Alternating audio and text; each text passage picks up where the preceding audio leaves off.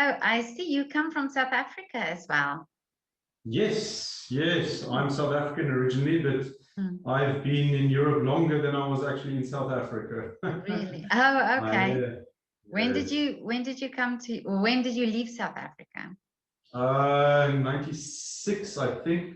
Yeah, the autumn of 96. Yeah, Oh, okay. yeah. Oh, and so in lockdown, where were you in during the lockdown time? Yeah, well, I've been living in Belgium now for the last, I don't know, 15 years or something at least. So we've been here. We Oh, stay okay. we stay in a village called Drakensberg, which I think translates as 2 acres, Yeah. about 50 kilometers outside of Brussels. It's kind of villagey and slightly mixed village countryside type of environment. Yes. Well, that's ideal to be in the countryside during lockdown, I think.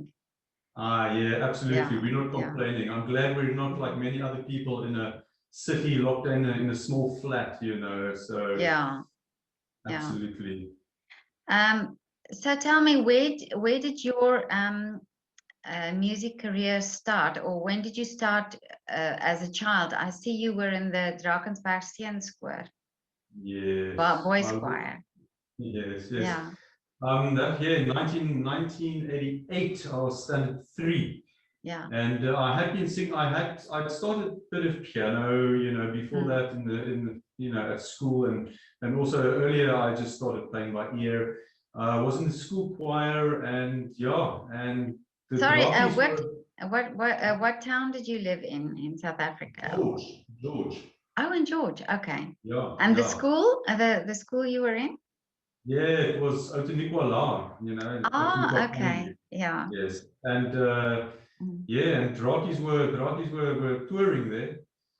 And yeah, like the conductor, Bunny Ashley Botha, what he always used to invite boys who were interested to audition afterwards.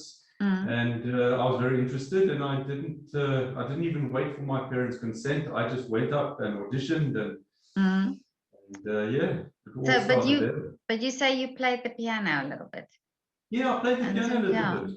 Yeah, okay. Yes. So was that during that time for the audition? Did you have to play an instrument, or did they just go on voice? They just Bunny always prided himself that they didn't look for boys who were especially talented. They just looked for a good enough voice and boys who could hold pitch, you know. Okay. So yeah, and yeah, I think even back then, it's not as expensive. It wasn't as expensive then as it is now, but it was still quite a budget for parents. So I think recruiting boys wasn't always that easy for that reason. And of course, most parents don't want to part from their boys at such a young age. Yeah. I was 10, but I was adamant. My parents didn't want to send me, and I was very, very adamant. So. And then how often were you allowed to go home? Because that was boarding school and it was in the mountains. That's right. Yeah. It was 1,300 kilometers from home. So it was every big holiday. So 4 times a year. Yeah. Okay. Yes. And and how long did you stay there? 5 years, 5 years. It became it was strange because I was there for 5 years, and leaving the school after 5 years was a very strange thing because it was your whole life. It was you pretty much identified as a Draki. After that, it was a bit of an identity crisis because we struggle when you leave, you know. So so you say, so you were then still in high school when you left, so you had to go to another high school. That's right. I continued in Pretoria at Pro Arte, which a year later became Pro Arte Alphenpark, which is the art school and a kind of business school joined. And yes, and was there for 3 years. Okay. Standard 8, 9, and 10. Yeah. So did you by that time decided that you wanted to go into the music industry, you know, want to become a singer, or and is that why you went to Pretoria, to the art school? Yeah, I mean, in my mind, I mean, I had quite a successful boy soprano career by then already. And it was kind of a no-brainer. I don't think I've ever stopped to think what I'm going to be one day. It was always very clear, and I never made a decision or struggled with what am I going to be one day. It was always going to be natural. music. Yeah. Yeah. So, and then from Pretoria, did you study at Stellenbosch, or where did you? No, I did 1 year at Tikkies as a pianist and second instrument percussion. Yeah.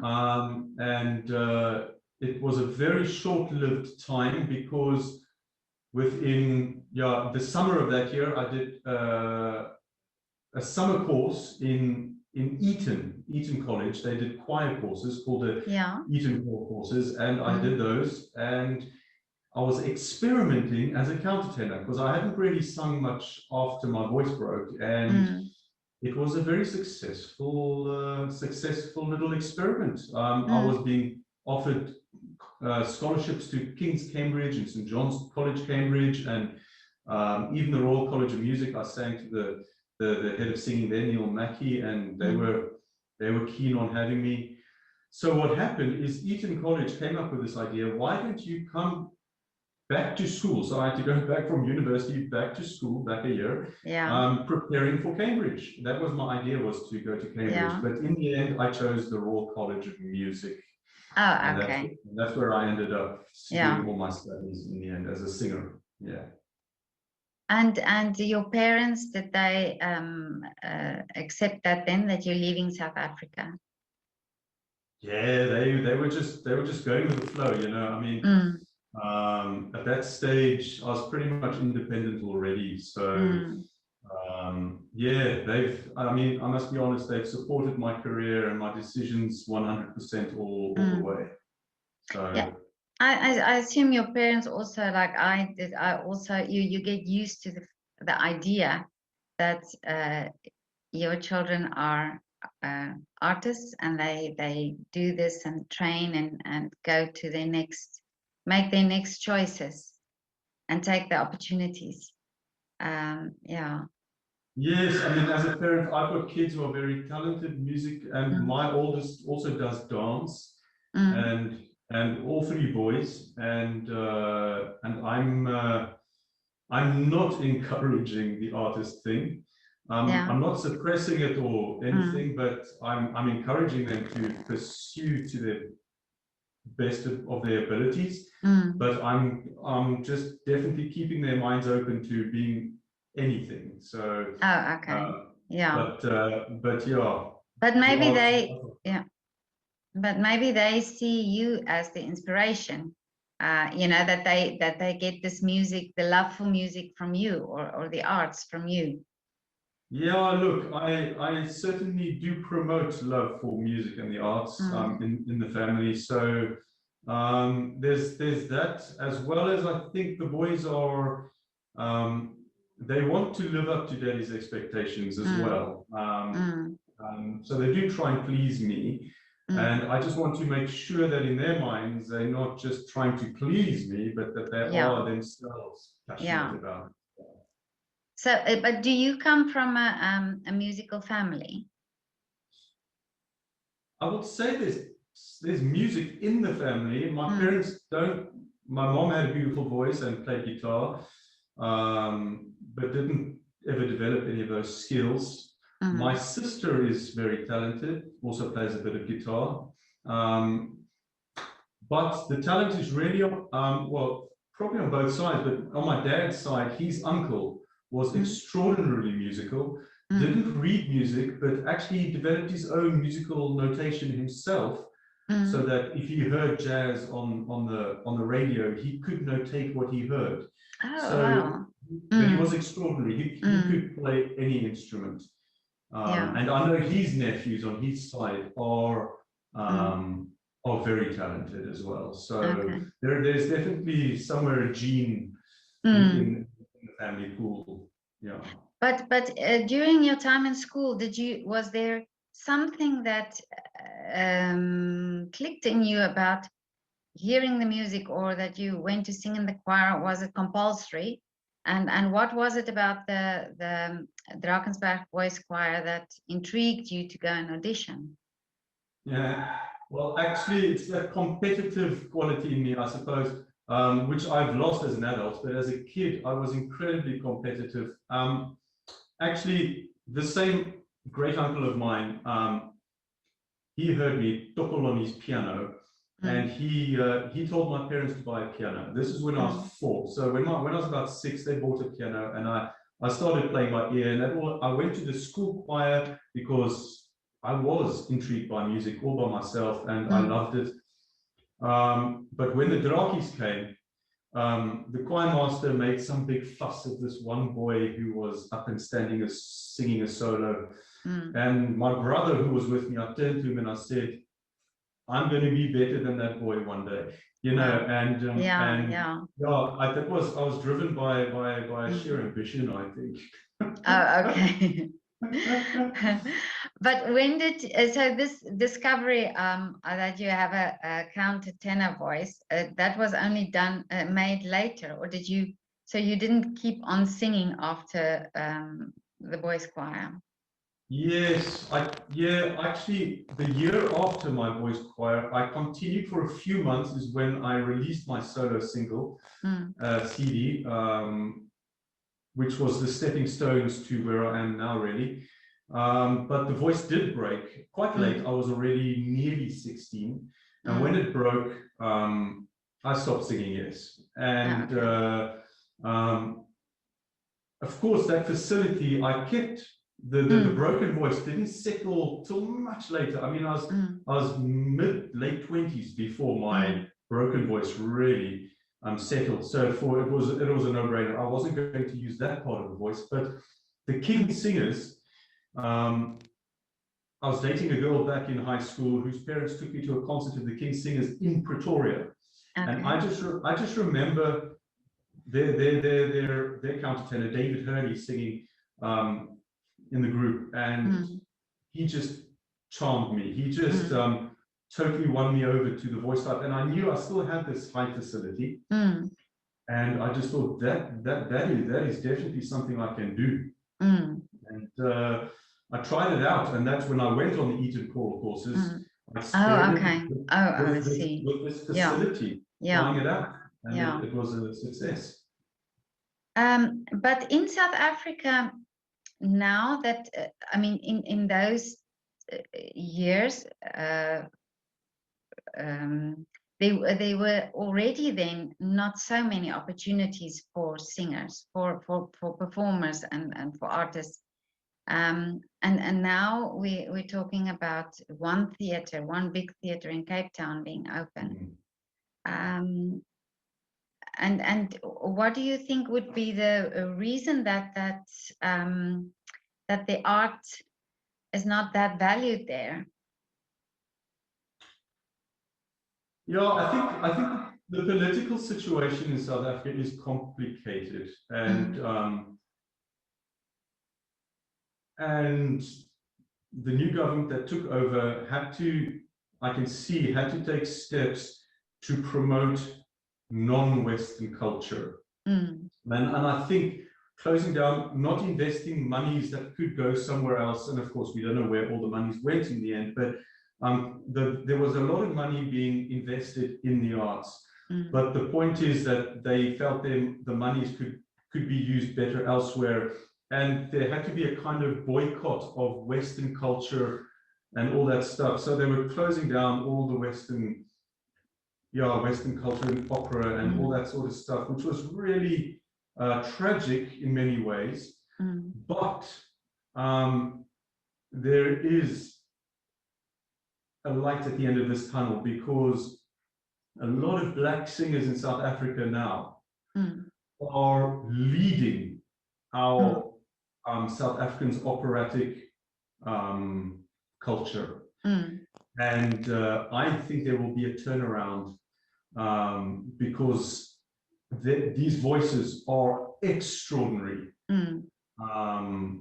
And yeah, I'm very excited to see that maybe now it's still going rough for that, because of course South African economy is a difficult one and not doing too well. But I predict that things will turn around because of the interest and the talent that they have in opera, particularly. I think things are going to turn around. So tell me, do you think here in Europe now with this situation, many artists, and I see on Facebook, many artists have this feeling that they are not valued. Do you agree with that? And do you feel that way too?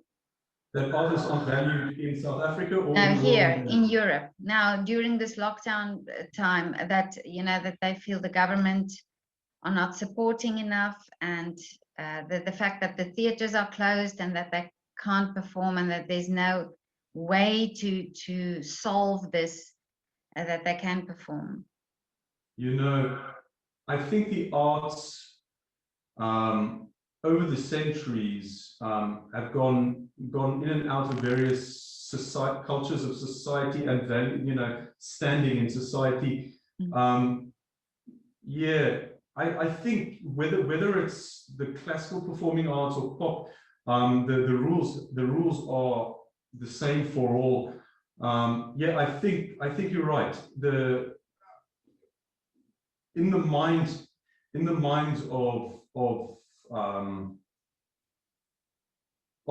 the government or whatever, arts doesn't seem, and it's ironic because it is totally the opposite, doesn't seem to be an economic interest. And because everything these days is so economically motivated, they don't see the arts as an essential job. They don't see, and by saying it's not essential, they are actively saying what you just said, that they don't value it. And yet, what are people doing most of the time in lockdown? They are watching arts, they're watching YouTubes, they're watching all the live streams. People are spending their time feeling better through the arts. And it is ironic, but the problem is a lot of these live streams and concerts and stuff are being done free. And that is kind of shooting the industry in the foot, because we're starting a different mentality to saying that this is free. And we've been fighting for decades to say, no, we don't perform for free. It is hard work being an artist. So even before lockdown, we've been fighting to say, this is not a free service. We do it because we love it, but we work hard at it. It's a job. And if you really do analyze the economy of it, it's a massive global economy. Yes. That is being shot in the foot. So the economists, they are absolutely wrong about their attitude towards it. So I think it's a shame.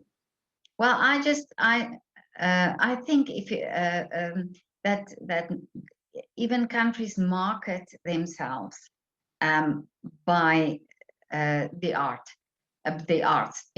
like what to do in this country or what to do in this city. You always find this, the museums and the theaters, and it's like I spoke to somebody yesterday also looking in London.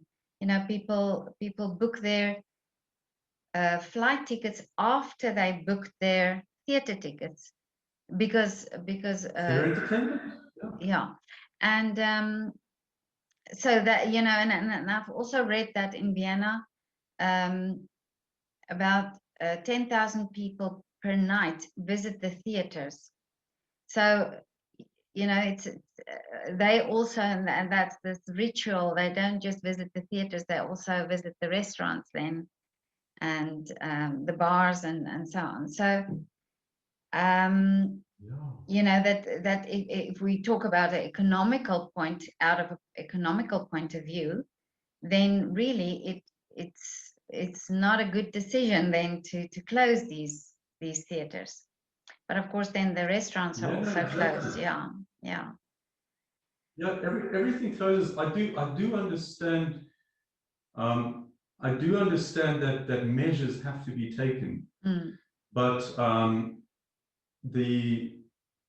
what I think drives the artists crazy is when you can put so many people in an aeroplane, but you can't put the same amount of people in a concert hall, and why certain things get priority over others, you know, and especially in holidays. The holidays come and suddenly, lockdown doesn't exist anymore because the economy needs people to travel. But yeah, like over December, but arts stayed closed. I mean, I for one don't mind that they have strict lockdown, but it has to apply across the board, you know.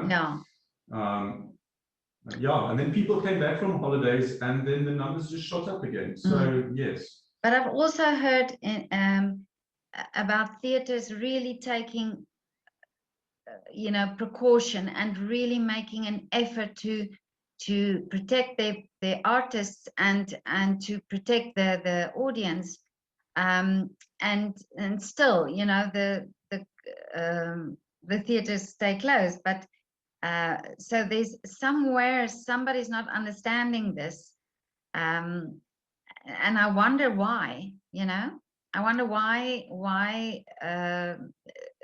cultural ministers who make these decisions, or governments who make these decisions, don't hear from this, from the precautions that I think there are more safety measures at the moment in theaters than any other workplace. I mean, if I take, for example, my two children, the ballet dancers, they get tested every day. They have to wear masks when they dance. I mean, they have these specific masks that they dance with, and you know, they're so careful to even socialize after work, just because they've been asked to be careful. So I don't think the problem is with the artists. I mean, they are seriously understanding what the implications of the illness would be for them. Quite right. Yeah. Quite right. And I think, I mean, yeah, I don't think enough study has been put into, well, I mean, it's also been a relatively short period. So I also get that they had to, it's kind of an experimental stage. But as you say, if they did do an experiment and a little survey and find out what are the artists and all these guys, how they're doing it, and what is the actual proportion of people getting ill in that workplace and all that sort of stuff, that they can make a properly informed decision, which I don't think anybody's really doing. And hopefully, because I think we're going to be sitting with this issue for some time still, the question is, will they, these ministers and whatever, as you say, will they actually make that effort?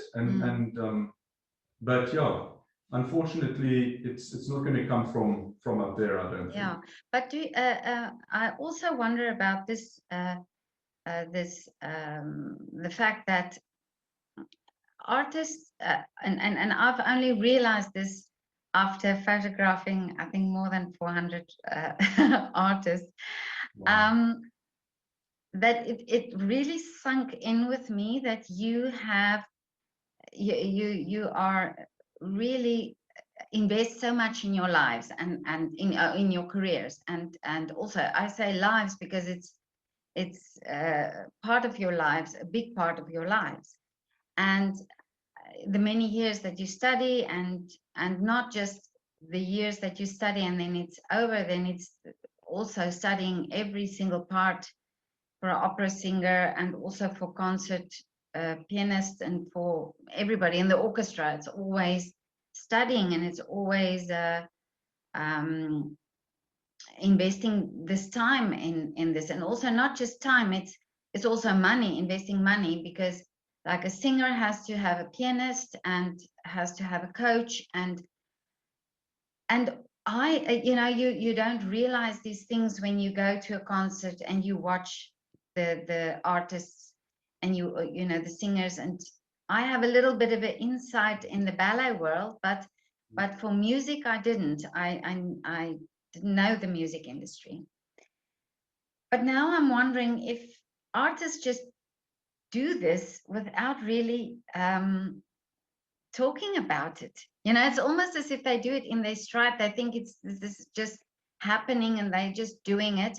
But that if you speak about this more, and if people understand more what this life is that you have to lead to become this artist or to be this artist, that people will have a better insight, because we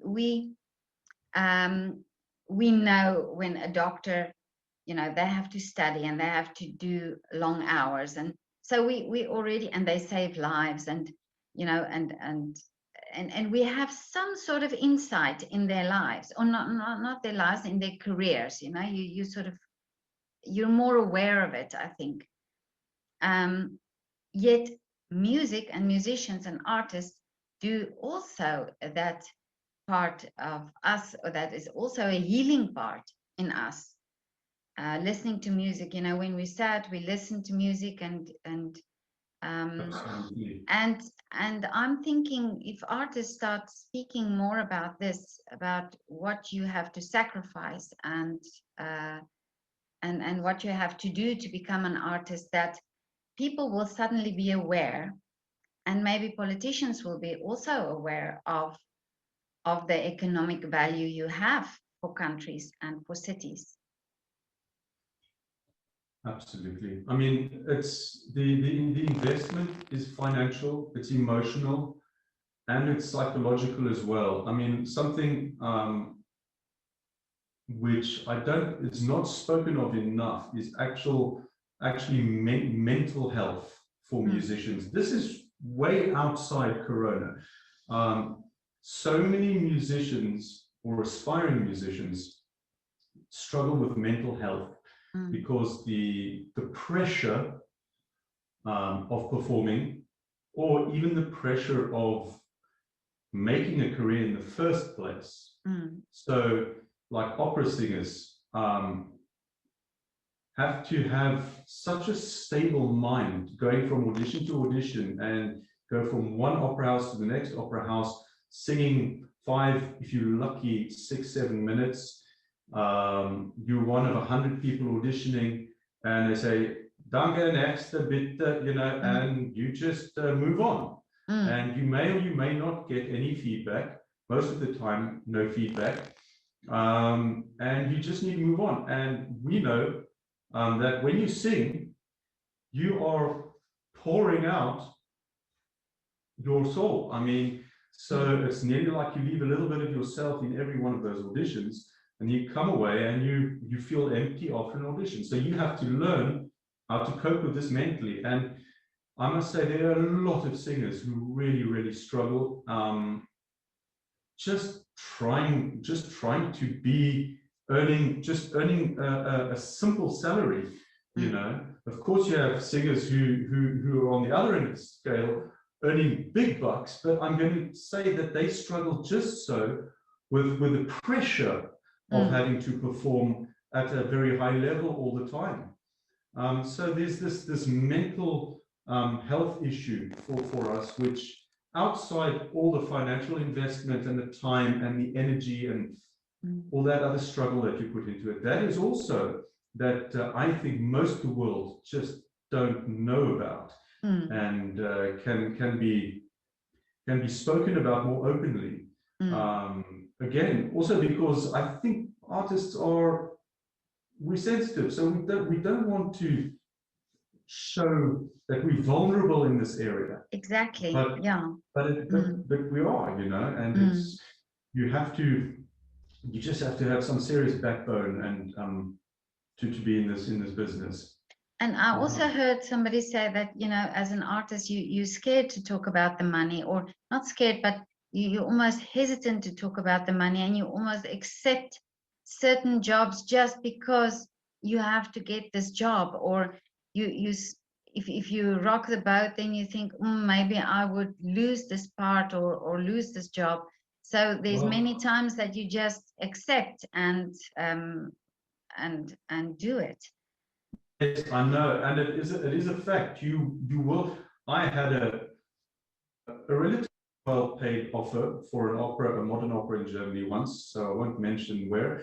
But I started negotiating because it was a modern opera, and I haven't used an agent. I haven't been with an agent since I was 30, so this is 13, 14 years that I've been going solo. So I was negotiating by myself. And I was trying to up it up by a couple of percent, you know, not huge amount. And just because I was doing this without an agent and I was doing that, I lost the job. They pulled out completely because the demand, they obviously felt I was being cheeky, you know, and so that fear of not talking about it can be founded, you know, can you know, substantiated through. Yeah, depends who your employer is, and when a singer tries to up their fee, it can be seen as arrogant or whatever. But if your agent does it, it's okay, because you know. So I for a long time promoted working without agents, but actually there are times where you just you need to have an agent or a third or outside party to defend you so that it doesn't make you bad or arrogant. But yeah, I do understand that, and yeah, speaking about money is a sensitive issue, because yeah, I've got a colleague who accepts anything at any fee, and even with a big opera house, if they offer him a big fee, he might go to them and say, hey, this is way too much. I can do it for less, you know, and you know, I don't necessarily agree with that, but I can see how you protect your interest by saying that. By that, yes, you know.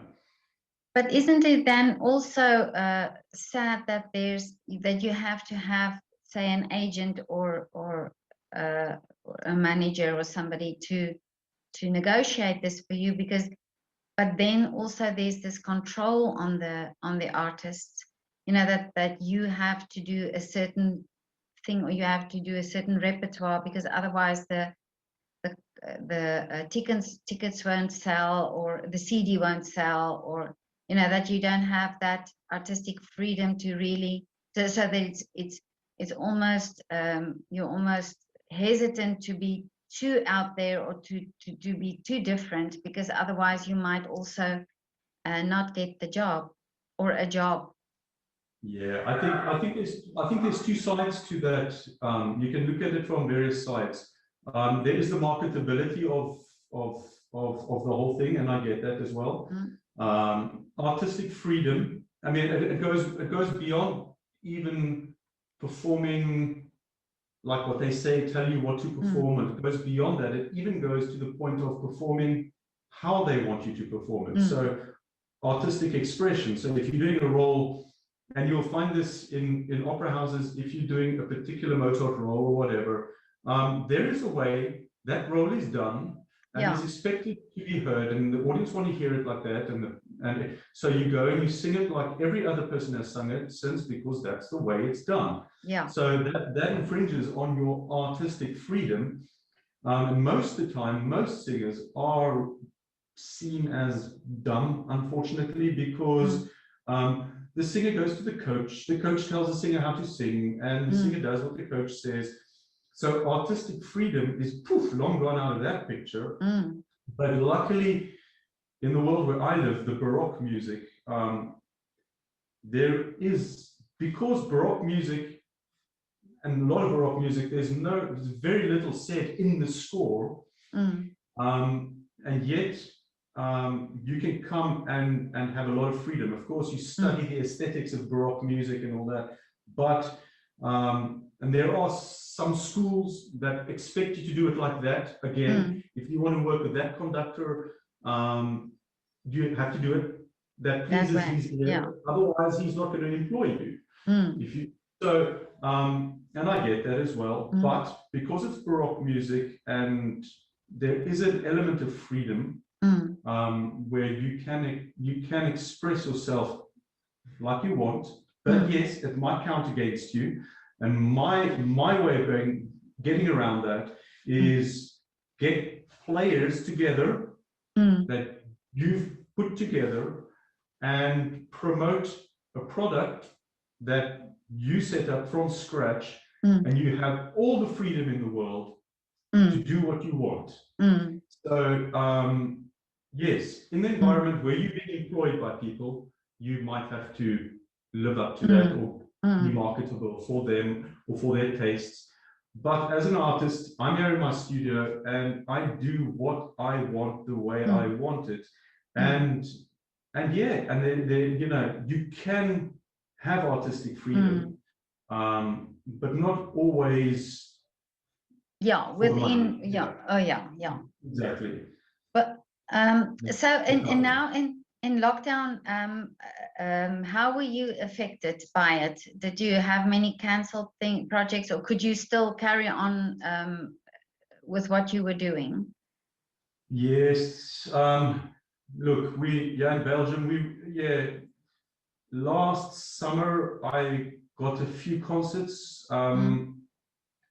In December I went to Lisbon and I did an aside there. So there's been a couple of things, but a lot of things were planned and then cancelled or postponed. So luckily, a lot of the work that was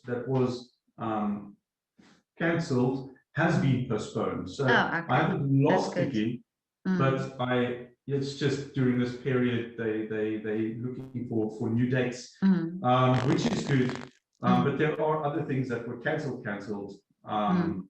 I had an opera production in the Göttingen Festival, which was cancelled. They were postponing one that was cancelled last year to now. And I've got a feeling that was also cancelled for them now because this whole cancellation thing was extended. So yeah, it's tough. But yeah, a lot of things were cancelled, but I do have a CD recording coming up, and luckily recordings, recordings for a couple of CD recordings, and these things can still happen because there's no audiences or large public involved. And it's very exciting because the thing is, as an artist, we always want a goal, and as long as you've set yourself goals, and the way I've dealt with it is I'm busy on the piano. I'm busy doing the Goldberg variations on the piano, which is a massive work by Bach, and it's a massive challenge for me because I'm not a pianist really, but it's given me a goal. The CD for my singing has given me a goal, and I can really focus on it. And as long as you've got something to work for, you come back to the drawing board, you keep practicing and making progress. And if I can see progress, I'm a happy bunny. You know, I'm just happy if I see progress. But if you don't have a goal, I don't see any reason to work. You know, and but this is what. This is what I was thinking is because there's nothing to work for, but you've now made, was it so suddenly everything was cancelled or postponed? Did you have moments where you think, okay, what now? What's the next step? And then you decided on the CD recording, or was that already in the pipeline? The CD was already been spoken about, was already being planned. But actually, this period has made it possible to happen now. So that was always going to happen, and in some ways, I'm grateful for having this focused time just to focus on this one project, because you know, when you've got a career and you're popping over all over the world and you're studying repertoire left, right, and center, if you're still trying to prepare for a CD as well, yeah, you can't focus. You can't really narrow down and focus on that one thing. So I'll be honest with you, it's kind of a blessing. I count my blessings in this. So yeah, the Corona period, I've never actually felt frustrated. I know friends who've been hit hard financially, and I really feel for them. I know friends who've had massive incomes, and they've had a lifestyle. Of course, you would if you've got this amazing income. No one expects Corona, and suddenly their lifestyle and no income does not agree. But I'm thankful in a way that I've set up a lifestyle that that in the hardest of times I can maintain. So I don't stress about it right now. But I do feel for a lot of my friends and colleagues who've had it really rough, you know. Yeah. So this time, you say this slowing down time, would you say that there was some growth in you or some change in you that you think, now I'm going to do something different, or now I'm going to do things differently?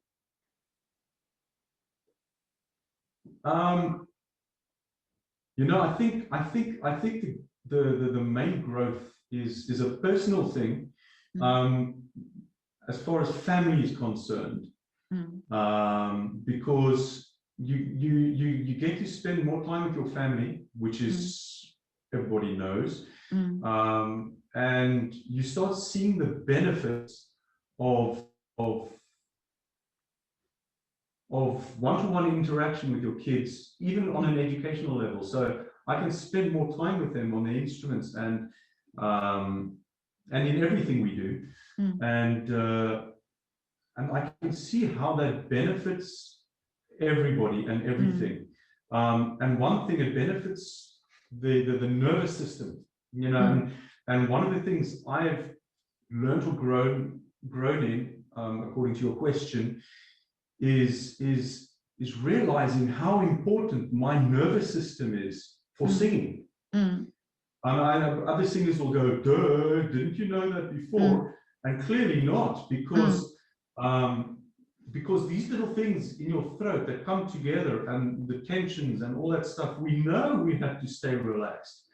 But all the stresses of life and the speed of life that affects this, you don't realize it until you've come to this state and you're going, that's how it's supposed to feel, you know, because the nervous system, you're not walking around bumping things over because you're nervous. Things have chilled out. You're nicer as a dad, as a husband, or whatever, because your nervous system is at that level where you can cope with noisy kids or whatever. It's amazing. So in that sense, growth in terms of the career, I'm not even thinking too far ahead, because I want to first see how this has all affected the industry. And in terms of growth, I think I've taken a step back as far as ambition is concerned,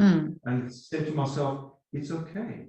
You know, it's okay. I mean, we will survive one way or another, but we have to be realistic, and it's okay to not be a performing artist if that happens. But being an artist, I don't think you can stop being an artist. That's part of my DNA. So however I'm going to express that, I'll find new ways. But I think we have to accept what's happening to the world right now, and maybe even if it will end up being where it was. I'm in my mid-40s. As a countertenor, the voice has time limit. Every countertenor knows that. Yeah. So I need to be realistic about when things come right, how much of this will be left. I might be surprised, but I don't know. So mentally, I have to be prepared to deal with it. Yeah. Well, my daughter had an injury a few years ago about in ballet, and she had an operation then, and she was off a year from dance. And for her, it felt like the world's going to end, because of course, when you hear a year out of, that she couldn't dance. Yes. But actually, in that year, there were so many things that she realized, and so many wonderful things that happened, that the year passed, and then she could carry on, and also then doing it differently because of things she realized and experienced during this year of injury. So I think maybe also that everybody will in some way take something from this time. Okay, it's now becoming a bit, I think, longer than a year, but still, I think, in the great spectrum of things, this will be a very small, a small time period that everybody would have to deal with and get over, But yeah. Yeah, we're all in it. That's the thing. That's the that's the one positive.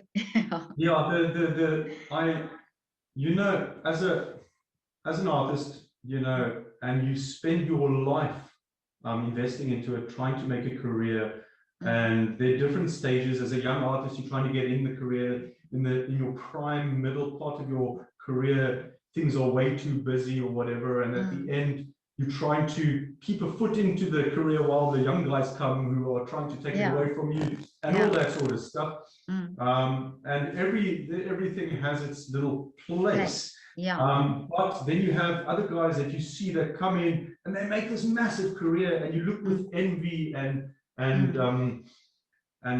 in a way coveting this place that they have.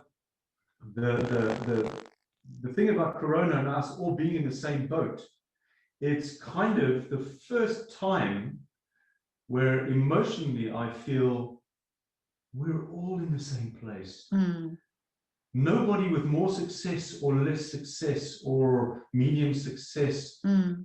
We're all, for the first time in the industry, on the same plane. And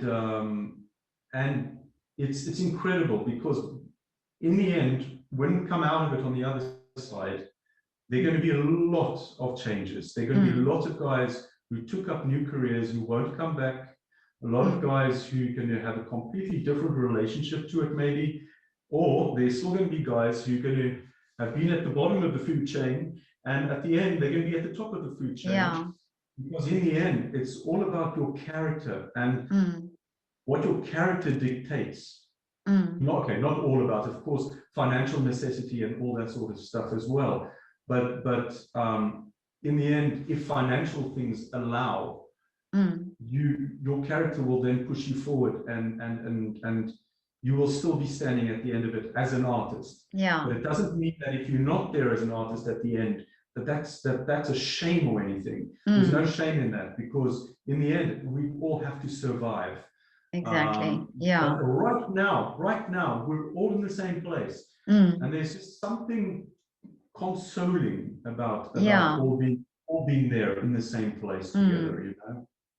I've also I've photographed many students from MDV, and a few of them also were at a time very down, because they were in this stage where they graduated or where they finished their studies, and of course that's a big thing, and that they worked for, and then there was that transition where they had to start auditioning to start the career. So that period for them was all a blur, because it was then the Corona time. But I actually told many of them that I think they are in the best position at the moment, because they are on rock bottom. So the only place for them now, or the only way for them now is up. You know, it's only from there. And I have this feeling that the young musicians now will almost lead the way, because they now have to start making plans and finding solutions of how they're going to do it. And I think, for me, I think this will bring a very fresh, a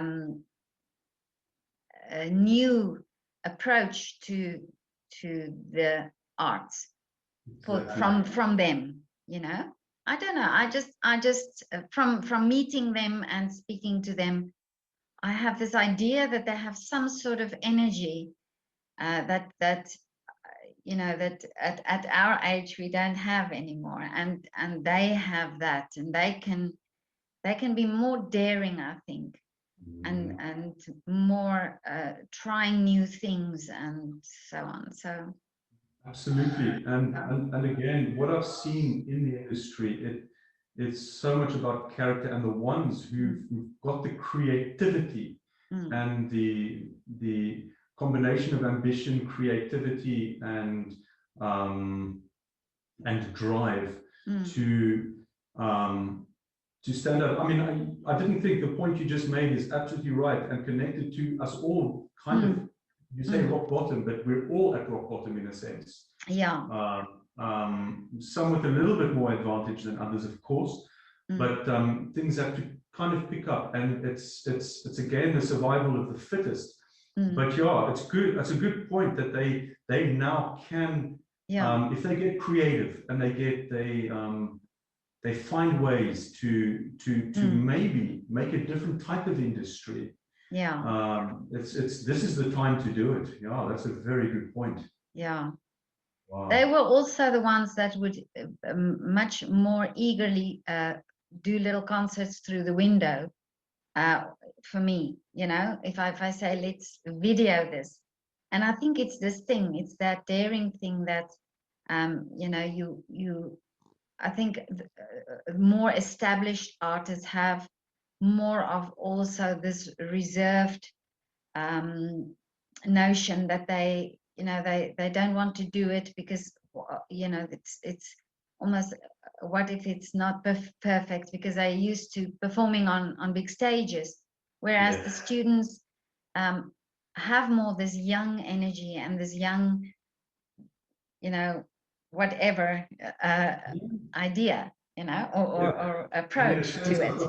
And that's, and that I found really wonderful. Yeah, I adore these students. They've got such a special place in my heart, really. They've been wonderful, and yeah, I've also learned so much from them.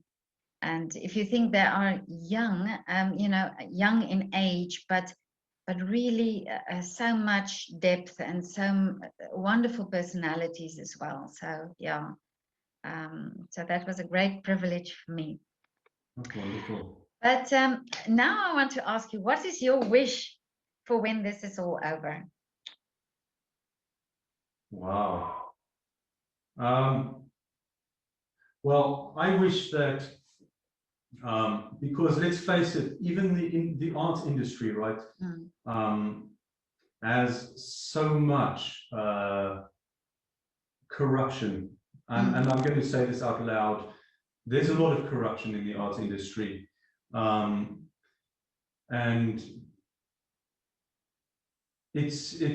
I mean, people get work through all sorts of monopoly and through, I wouldn't even verbalize the things that go on in the background of monopolizing the industry. If I can have a wish for the industry, is that things change for the better, in terms of valuing art for the sake of art, and not for the sake, because I mean, nowadays, so much like at the Met, unless you this, like you call the beefy baritones, unless you got these massive muscles and stuff, and a certain height and a certain physique, you do not, or girls have to, you know, be certain physique, certain prettiness, or whatever. They're not going to make it just on the voice or just on their art. And those times of valuing art for art's sake has been gone for a long time. And I'm hoping that that this economically driven mindset in the arts can be moved away from. That can be driven by the sake of. And the other thing I'd like to change, if we can learn from this period, is the big divide between stupidly highly paid artists and artists who are paid barely enough to work, to earn money, to live. And in the end, very often the gap between the guy who's paid stupid amounts and the guy being paid nearly peanuts, the artistic gap doesn't resemble that financial. I agree. I distance. totally agree. Yeah. And if I can wish anything to come out of this, is that there's more comes closer together. Yeah. That totally. Yeah. Yeah. I don't want to say capitalistic, but this economic dominant thing just gets brought back into perspective. And these are the two things I really wish can change, because if something like this doesn't change it, I don't know what will. Well, this is a wonderful wish, because I think many artists would agree with you there, you know, not have the guts to say it, but then you're South African. We just say what we feel, don't we? Yeah, look, I'm South African, and I'm too old to care now about things like that, you know. I just hope things improve in the world. That's all. Ja. Clint, praat jy nog Afrikaans? Ja, so 'n bietjie. Well, okay. Ek het 'n paar vriende wat ek nou af en toe bel, en dan oefen ek 'n bietjie my Afrikaans. Ja. Well, okay, well, goed. Maar Clint, dit was nou baie lekker om met jou te praat en sommer af te sluit met Afrikaans. Ja, baie dankie. Maar as jy ooit in Vienna is, asseblief skryf vir my, dan gaan drink ons lekker koffie.